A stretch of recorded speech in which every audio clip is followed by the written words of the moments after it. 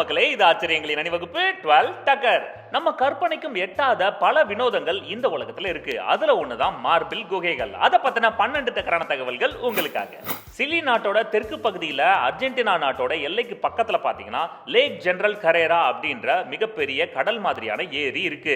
இங்க மிகப்பெரிய சைஸ்ல குகைகள் இருக்கு. இதோட அடிப்பகுதியில பாத்தீங்கன்னா நம்ம வீட்டுக்கு தரையில மார்பிள் கல் பதிப்போம்ல, அது மாதிரி கலர் கலரா அழகா இருக்கும். இதுல பியூட்டி என்னன்னா, இது எல்லாமே நேச்சுரலா உருவானது.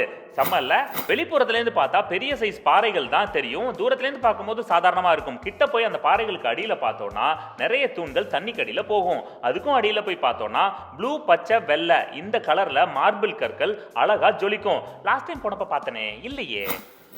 6200 வருஷங்களுக்கு முன்னாடி அந்த ஏரியால நீரரிப்பு ஏற்பட்டிருக்கு.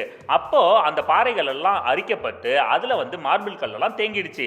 அதுக்கப்புறம் நாளாக அந்த தண்ணி கூட இந்த மார்பிள் கல்லெல்லாம் சேர்ந்து அந்த பாறைங்க மேல மோதி அப்படியே மார்பிள் கல்லெல்லாம் பாறைகளோட சேர்ந்து அப்படியே இறுகி உருவாயிருக்கு. ஆச்சரியமா இருக்குல்ல? இயற்கை சீற்றங்கள் அப்புறம் ஜியோகிராபிக்கல் சேஞ்சஸ்னு பல விவகாரம் அங்கே நடந்ததுனால மிகப்பெரிய பாறைகளுக்கு நடுவில் குகை ஒன்று உருவாயிருக்கு. அதில் மார்பிள் டிசைனு, அப்புறம் கலர் கலரான பெயிண்டிங் வளைவுகள், அப்புறம் தூண்கள்னு பக்காவாக அது கிரியேட் ஆயிருக்கு. இயற்கை மிகப்பெரிய ஆர்கிடெக்ட் தான். குகைக்கு அடிபாகத்தில் இருக்கிற அந்த மார்பிள் டிசைன் எப்பயும் ஒரே மாதிரி இருக்காது. வெயில் காலத்தில் வெள்ளை, பச்சை, ப்ளூ அப்படின்னு சொல்லிட்டு அந்த கலரில் ஜொலிக்கும். எவ்வளோ தூரத்துலேருந்து பார்த்தாலும் அது பளிச்சுன்னு நமக்கு தெரியும். குளிர்காலம் தொடங்கினதுக்கு அப்புறமே லைட் ப்ளூல இருக்கிற மார்பிள் கல்லெல்லாம் டார்க் ப்ளூல மாறிடும். அது மேல தண்ணி மோதி அழகா ஜொலிக்கும். அந்த சீசன்ல தான் சுற்றுலா பயணிகள் அதிக அளவுல அங்க ரசிப்பாங்க.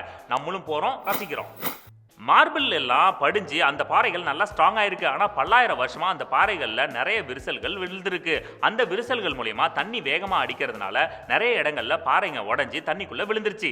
இல்லைன்னா அந்த குகை இன்னைக்கு உலகமே திரும்பி பார்க்கிற அதிசயமா இருந்திருக்கும். அந்த பாறைகளை நல்லா தெளிவா அழகா பார்க்கணும் அப்படின்னா நம்ம சிலி நாட்டுக்கு தான் போகணும். ஏன்னா அது அர்ஜென்டினா நாட்டு எல்லைக்கு உட்பட்டு இருந்தாலும் தெளிவா பார்க்க முடியாது. இதனால அர்ஜென்டினா நாட்டு எல்லையில இருந்து போட் சர்வீஸ் எல்லாம் விட்டுருக்காங்க. இந்த மார்பிள் குகைக்காகவே தொலைதூரத்துல இருந்து பெரிய பெரிய படகு மூலியமா நம்ம வரலாம். ஆனாலும் அந்த குகைகளுக்கு நடுவுல போய் பார்க்கணும், அந்த அழகை ரசிக்கணும் அப்படின்னா சின்ன சின்ன படகுங்க மூலியமா தான் போகணும். அதனாலேயே நம்ம அங்க போறோம், சின்ன சின்ன படகு மூலியமா உள்ளுக்குள்ள போய் மார்பிள் குகையை ரசிக்கிறோம். இந்த ஏரியால மார்பிள் பாறைகள் மட்டும் இல்லைங்க, அதுக்கு அடியில வித்தியாசமான அழகழகான மீன்களும் இருக்கு. இந்த மீன்களும் பாத்தீங்கன்னா செயற்கையா உருவானதல்ல, இயற்கையாவே அங்க உருவாயிருக்கு.